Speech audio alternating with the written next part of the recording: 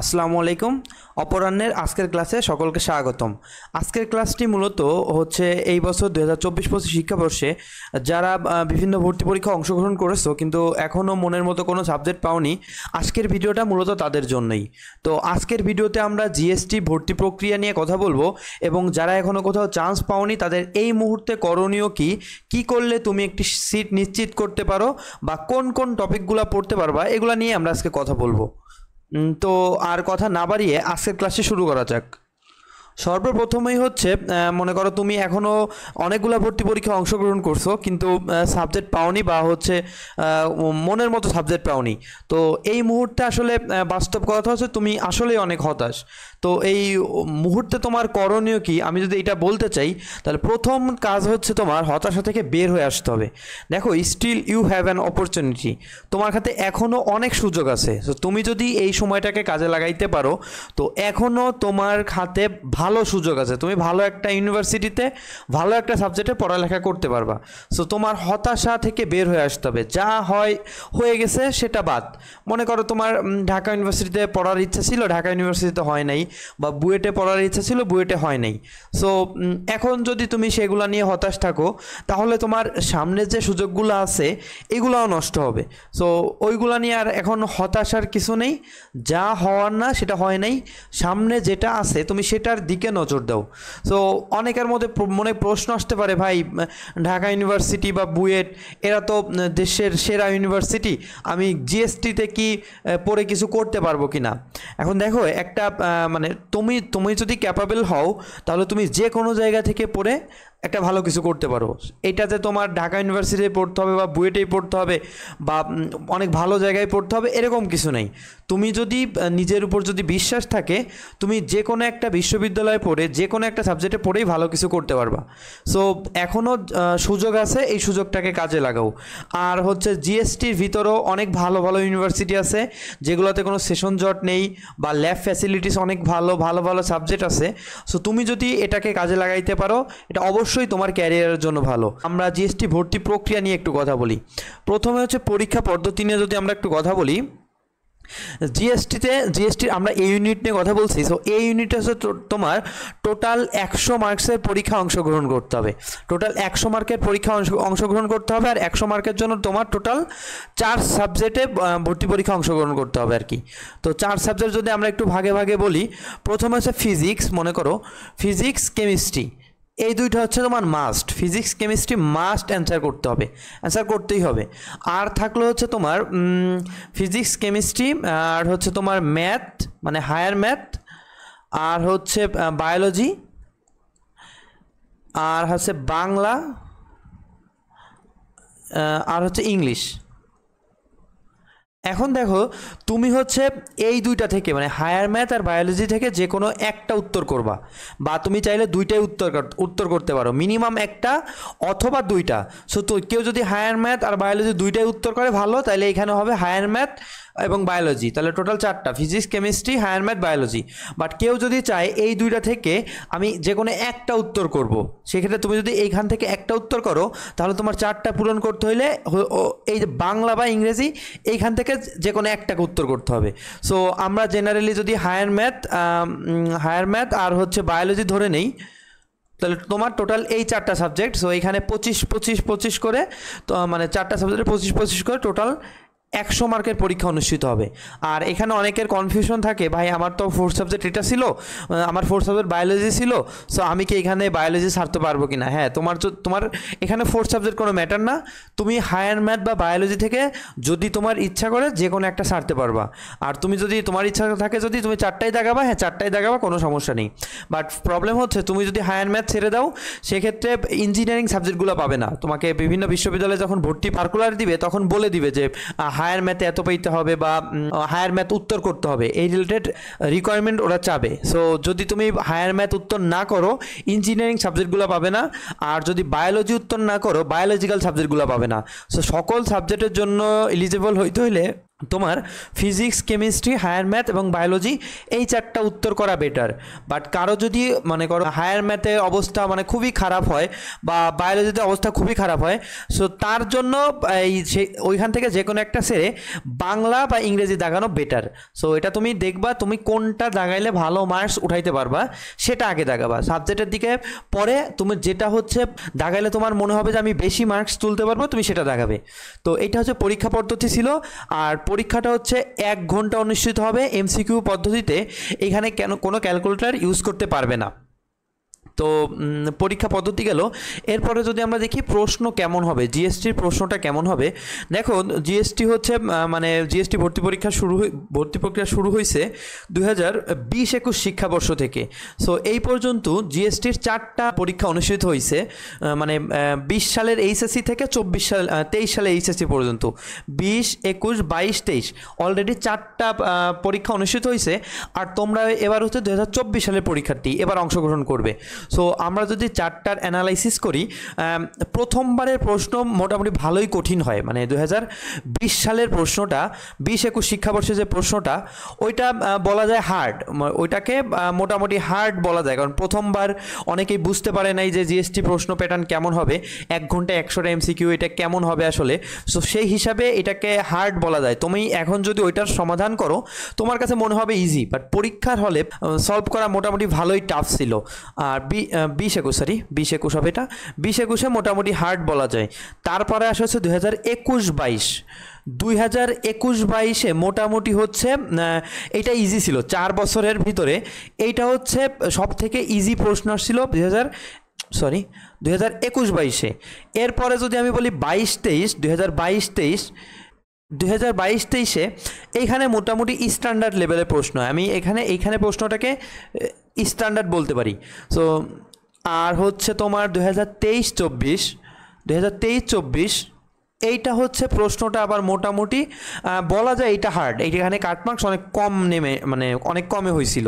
So 23-24 তুমি হচ্ছে এটাকে বলতেই পারো মানে এটা হার্ডের ভিতর ধরা যায়, কিছু প্রশ্ন হচ্ছে ইজি ছিল বাট এটাকে মোটামুটি হার্ড বলা যায়। সো দেখো 21-22 বাদে বাকি বারগুলোতে প্রশ্ন কিন্তু জিএসটিতে মোটামুটি ভালো স্ট্যান্ডার্ড লেভেলের বা হার্ড লেভেলের পরীক্ষাই হয়েছে। সো জিএসটির প্রশ্ন আসলে পরীক্ষার আগে প্রশ্ন সম্পর্কে কিছুই বলা যায় না, বাট আমরা যদি প্রিভিয়াস ইয়ারের এগুলা থেকে একটু ধারণা নেওয়ার চেষ্টা করি, সো বলা যায় প্রশ্নটা হচ্ছে স্ট্যান্ডার্ড হইতে পারে। সো স্ট্যান্ডার্ড প্রশ্ন বলতে এখানে প্রশ্নটা হচ্ছে অনেক বেশি হার্ডও হবে না আবার অনেক ইজিও হবে না, মানে কনসেপচুয়াল প্রশ্ন হবে। সো মানে তুমি চান্স পাওয়ার জন্য যে মার্কসটা লাগবে সেটা নিয়ে আমরা কথা বলবো। সো ওইটা তুমি একটু ভালো করে পড়াশোনা করলেই ওইটা উঠাইতে পারবা। বাট এইখানের প্রশ্নে মানে 65 বা 70 পাওয়া এইটা একটু মোটামুটি টাফ। সো এই মার্কসের যারা মানে এই লিমিটের ভিতর যারা মার্কস পায় তাদের প্রিপারেশন অনেক ভালো, এটাই ধরে নেওয়া হয়। বাট যদি হচ্ছে তুমি শুধুমাত্র চান্সের দিকে বিবেচনা করো, সো চান্সের জন্য যে মার্কসটা লাগবে সেটা এই প্রশ্নে উঠানো যায়। সো এইখানের প্রশ্নটা স্ট্যান্ডার্ড হবে, এখানে কিছু প্রশ্ন থাকবে খুবই বেসিক লেভেলের আর কিছু প্রশ্ন একটু ডিপে যাবে, বাট হচ্ছে ওভারঅল প্রশ্নটা স্ট্যান্ডার্ড হবে। সো এটা হচ্ছে আমাদের অ্যাজামশন যে প্রশ্নটা আমরা স্ট্যান্ডার্ড ধরেই আজকের কাটমার্কসটা একটু আলোচনা করার চেষ্টা করব। সো এবার হচ্ছে চান্স পেতে ন্যূনতম কত মার্কস লাগতে পারে। এখন দেখো 2000 মানে এই 2020 থেকে 2024 পর্যন্ত মানে প্রিভিয়াস ইয়ার্স পর্যন্ত যদি আমরা বলার চেষ্টা করি, তো এক কথায় উত্তর হচ্ছে প্রশ্ন যেমনই হোক এই 19টা ইউনিভার্সিটির মধ্যে তুমি যদি শেষ পর্যন্ত একটা সাবজেক্ট পেতে চাও, মানে একদম লাস্ট পর্যন্ত একটা সাবজেক্ট পেতে চাও, সেক্ষেত্রে হচ্ছে তোমার 40+ লাগতে পারে, মানে 40+ লাগতে পারে, 40+। এইটা হচ্ছে তুমি শেষ পর্যন্ত যদি একটা ইউনিভার্সিটিতে একটা সাবজেক্ট পাও, এটা যে কোনো সাবজেক্ট না, তুমি হচ্ছে শেষ পর্যন্ত একটা সাবজেক্ট, মানে এটা কোন বিশ্ববিদ্যালয় হবে বলা যায় না, বাট শেষ পর্যন্ত তুমি একটা সাবজেক্ট পেতে চাচ্ছ। সো এটা হচ্ছে প্রশ্ন যেমনই হোক 40 পেলে তুমি একটা সাবজেক্ট শেষ পর্যন্ত পেতে পারো। এখন এইটা কিন্তু খুবই টাফ, কারণ তোমার এরপরে 19টা ইউনিভার্সিটিতে হচ্ছে আলাদা আলাদাভাবে আবেদন করতে হবে। এখন তুমি নিজেও জানো না তুমি কোন ইউনিভার্সিটিতে কাটমার্কস 40 হবে আর কোন সাবজেক্টে 40 হবে। সো আবার ইউনিভার্সিটিতে গুলাই কিন্তু হচ্ছে মানে ফ্যাকাল্টি ওয়াইজ আলাদা আলাদাভাবে তোমার আবেদন করা হয়। সো সেই ক্ষেত্রে তুমি বায়োলজিক্যাল ইউনিটে অ্যাপ্লাই করছো, বাট দেখা গেছে ওই ইউনিভার্সিটিতে ইঞ্জিনিয়ারিং ফ্যাকাল্টিতে হচ্ছে কাট মার্কস কম ছিল। সো এই 40 হচ্ছে খুবই রিস্ক সিচুয়েশন। দেখা গেছে তুমি 40 পাইছো কিন্তু এক্স্যাক্টলি ভালো করে অ্যাপ্লাই না করার কারণে তোমার এই 40-এর চান্স হয়নি। সো এইটার খুব রিস্ক থেকে যায়। সো যদি আমি বলতে চাই যে মোটামুটি সেফ জোন কত, তুমি যদি 43+ পেতে পারো, 43 প্লাস মাইনাস প্লাস 43 প্লাস, তাহলে সে মোটামুটি তুমি ভালো একটা সাবজেক্টই পাবে শেষ পর্যন্ত। আর যদি কেউ একদম নিশ্চিত থাকতে চাও যে আমি চান্স লাগবেই, সে হচ্ছে 45 প্লাস হইলে তুমি চান্স পাবা, এটা তুমি শিওর থাকো। প্রশ্ন যত ইজি থাকুক ইনশাল্লাহ, কারণ গুচ্ছে তো হচ্ছে অনেক সিট আছে। সো যে কোনো একটা ইউনিভার্সিটিতে 45 প্লাস হলে তুমি অবশ্যই সাবজেক্ট পাবে।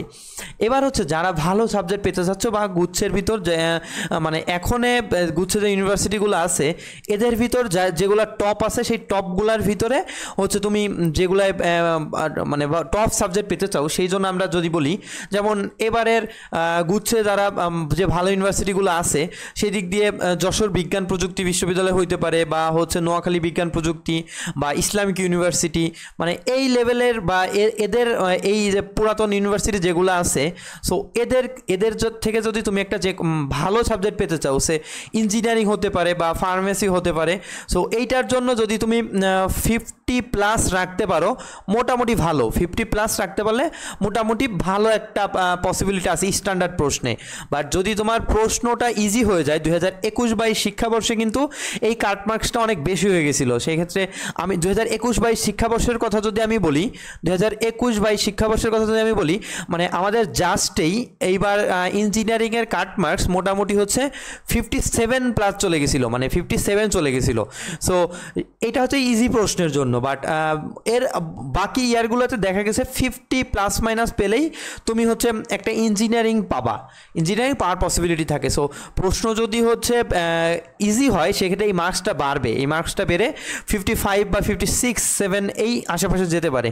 বাট যদি তুমি স্ট্যান্ডার্ড প্রশ্নে 50 পাও তাহলে হচ্ছে তুমি মোটামুটি একটা ভালো সাবজেক্ট আশা করতে পারো। আর ফার্মাসি বা বায়োলজিক্যাল সাবজেক্টগুলো কিন্তু কাট মার্কস বেশি ওঠে, কারণ এইখানে মার্কসটা একটু বেশি ওঠে। আর যারা হচ্ছে ম্যাথ অ্যান্সার করবে না তারা কিন্তু ইঞ্জিনিয়ারিং সাবজেক্টগুলো পাবে না। মানে আমি জাস্টের কথা যদি বলি, ম্যাথ অ্যান্সার না করলে ইঞ্জিনিয়ারিং সাবজেক্টগুলো পাবে না। সো তুমি যদি ম্যাথ অ্যান্সার করে মোটামুটি 50+ রেখে আসতে পারো তাহলে তুমি ভালো একটা সাবজেক্টের আশা করতে পারো। আর যদি কেউ 60+ পায় আর কোনো কথাই থাকে না, প্রশ্ন যেমনই হোক তুমি ইঞ্জিনিয়ারিং পাবা। আচ্ছা, আর একটা কথা, এবার কিন্তু ওয়েটিং লিস্ট খুব কম টানবে, কারণ হচ্ছে তোমার জিএসটির ভর্তি পরীক্ষা হচ্ছে সবার পরে। এবার জিএসটির ভর্তি পরীক্ষা সবার পরে হচ্ছে, এরপরে আর কোনো ভর্তি পরীক্ষা নেই। এবার প্রতিবার কিন্তু জিএসটির পরে অনেক ইউনিভার্সিটি ভর্তি পরীক্ষা থাকে, যেমন অনেক বড় একটা সিট থাকে হচ্ছে তোমার কৃষিগুচ্ছে, কিন্তু এবার কৃষিগুচ্ছের ভর্তি পরীক্ষা হয়ে গেছে। সো এবার কাট মার্কস খুবই কম টানবে, কারণ এখন যারা হচ্ছে এখনও চান্স পায়নি বা ভালো সাবজেক্ট পায়নি তারাই হচ্ছে এখানে পরীক্ষা দিবে। সো তুমি যে মার্কসই পাও অনেকগুলো ইউনিভার্সিটিতে অ্যাপ্লাই করে রাখবে। যদি তোমার মার্কসটা মোটামুটি এই কাট মার্কসের কাছাকাছি হয় তোমার অনেকগুলো অ্যাপ্লাই করতে হবে। বাট যদি তুমি 60+ রাখতে পারো তাহলে হচ্ছে তোমার বলা যায় তুমি একটা ভালো ইউনিভার্সিটিতে টপ লেভেলের সাবজেক্টই পাবে।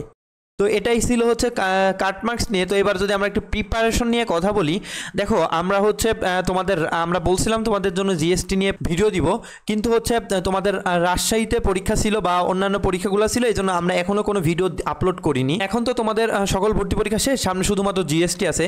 সো এখন ইনশাল্লাহ আমরা তোমাদের জন্য কয়েকটা সাজেশনমূলক ক্লাস এবং হচ্ছে গুরুত্বপূর্ণ টপিক থেকে আমরা একদম বেছে মোস্ট ইম্পর্টেন্ট টপিকগুলো ধরে তোমাদেরকে কিছু ক্লাস প্রোভাইড করব ইনশাল্লাহ। এই ক্লাস থেকে তুমি সর্বোচ্চ সংখ্যক হচ্ছে পাবে, কমন পাবে। আর কিভাবে প্রিপারেশন নিবে, এখন হচ্ছে নিজের মতো করে প্রিপারেশন শুরু করবা। তুমি হচ্ছে যেখানে মানে বেসিক থেকে পড়বা, মূল বইটা একটু ভালো করে রিডিং পড়ে প্রিভিয়াস ইয়ারের প্রশ্নটা সলভ করবা। প্রিভিয়াস ইয়ারের প্রশ্ন সলভের কোনো বিকল্প নেই। সো তুমি প্রিভিয়াস ইয়ারের প্রশ্ন সলভ করো, আর আমরা মানে সাজেশনমূলক টপিক ধরে সাজেশনমূলক কিছু ক্লাস দিব, তুমি ওইগুলা দেখো। ইনশাল্লাহ তোমার একটা সিট পাইতে আহামরি কষ্ট হবে না। এত সময় বা এতদিন পর্যন্ত তোমার যেটা হাতের বাইরে বা নাগালের বাইরে ছিল একটা পাবলিকের একটা সিট, সো ওই সিট পাওয়ার জন্য তোমার জিএসটি অনেক ভালো একটা অপশন হতে পারে। সো এখন হতাশার কিছু নেই, এখনও ভালো একটা সুযোগ আছে, ইনশাল্লাহ ভালো কিছুই হবে। তো আজকের ক্লাস এই পর্যন্তই। আমাদের পরবর্তী ক্লাসগুলোতে আমরা পড়ালেখা রিলেটেড কন্টেন্ট আপলোড দিব। সো সেই ক্লাসগুলো দেখার আমন্ত্রণ জানিয়ে আজকের ক্লাস এখানে শেষ করছি। আল্লাহ হাফেজ।